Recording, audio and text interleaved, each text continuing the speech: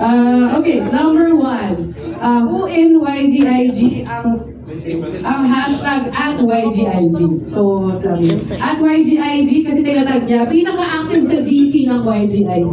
Ayan. Okay, will you take that? So, okay, 3, 2, 1, and point. Okay. Sino po? 1 vote for... 3 votes for Bien, and then 1 vote for Hazel. Okay? Okay, 3 votes for Bien, then 1 vote for Hazel. So, answer to number 1 is yes. So, check na kung pinaka-check na kung tama, no? Yung check na paper. Okay, we have Bien for number 1. Okay, Bien, will you defend yourself? Ikaw daw pinaka-active sa GC. Kasi parang, guys, please, learn ganyan. Bukas pasok kayo, ha? Ganon.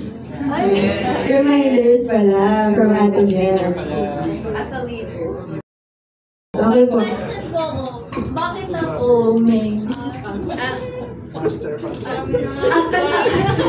Madalas si Ate Lynn din yung, pag walang nag-reply ko niya rin, siya yung biglang, I'm first oo, gano'n. Nag walang mag-reply ka din,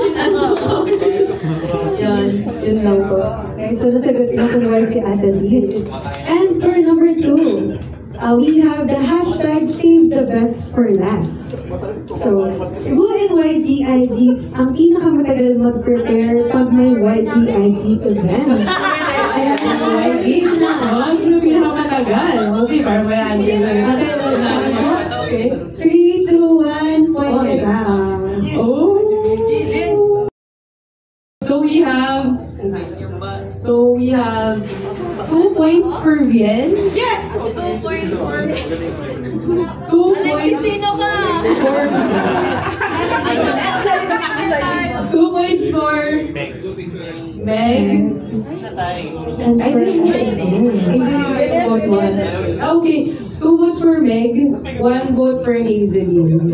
1 vote for Bien. So si Meg. Okay. 2 votes for Meg. Ang pinaka-hashtag Save the Best for us. Pinaka-matagal mag-prepare pag may Y-Games. you can defend yourself. If not, agree. Pero actually alam ko kung bakit. Kasi lagi akong may pinapanood na something. Or may pinapakinggang something. Si Bretman Rock.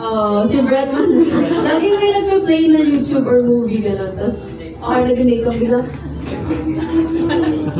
gano'n lang. Bias kasi Clay. So we have the answer na. Okay, who in YGIG is hashtag TikTokerissimists? Ang number 1 sa TikTok or yung laging nag-aaya mag-TikTok. Nag-aaya mag-TikTok. Okay, yung kaya answer na. Okay, 3, 2, 1, point! Okay. Ito dalawa. Actually. Okay. Tama. So, okay, 2 answers na lang. I think medyo matay sila. So, answers are Hazeline and Alexi. So yan, for bonus game kasi dalawang two. pwede nyo siya either Alexi or Ate Lynn. Okay. Station ba yun? Okay, so let's move forward sa number 4 question. For our hashtag DND. Yeah. So, sino ang pinakamabilis malobat ang social battery? Social battery now. Hashtag DND na agad. Oo, hindi agad. Pagod na siya. Okay, so on it up. 3, 2, 1, and go. So, 3 points for, 2 points. Ang dami.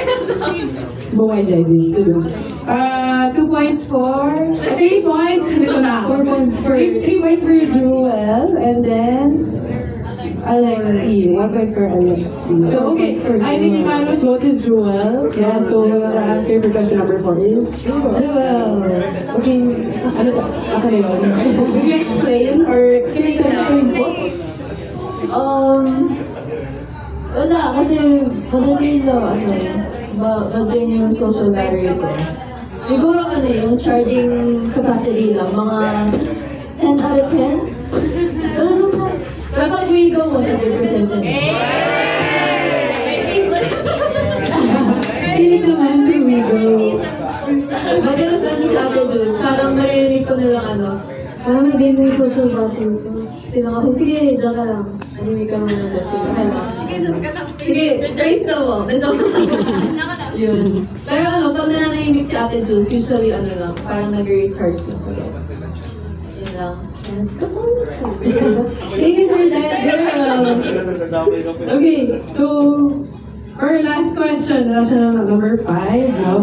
So who in YG is hashtag ClingyGIG? No? Iba mention ba? So, pinaka-clingy sa Wigo. Or kahit sa YG. Pinaka-clingy yun dyan. Yes. So, ClingyGIG. Okay. 3, 2, 1, pause. Okay.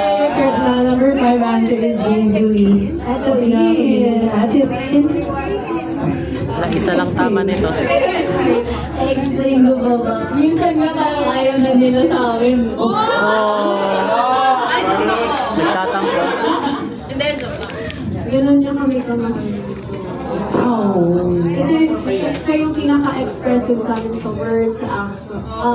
I mean, si Nini ganun. Pinaka-affectionate din. Tapos minsan pare, nag-runs kami, o di pawis-pawis. Tapos nakaupo ko sa floor. Tapos biglang, si Ate Lynn sa likod ko, nagsabi mo. Gaganon siya. Tapos ako naman parang, Ate Lynn, pawis ako. Yeah! Pero walang, si Ate Lynn doon, lang siya. Gusto niya ng mga, physical and words, and emotional, and spiritual. Due to as a personal experience, you're very, very close.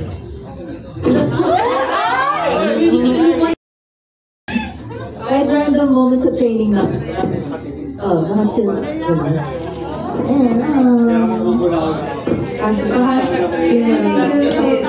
Na-explain talaga maigi kung bakit si Ate Lynn. No? Thank you so much. So, actually, yun yung question sa akin.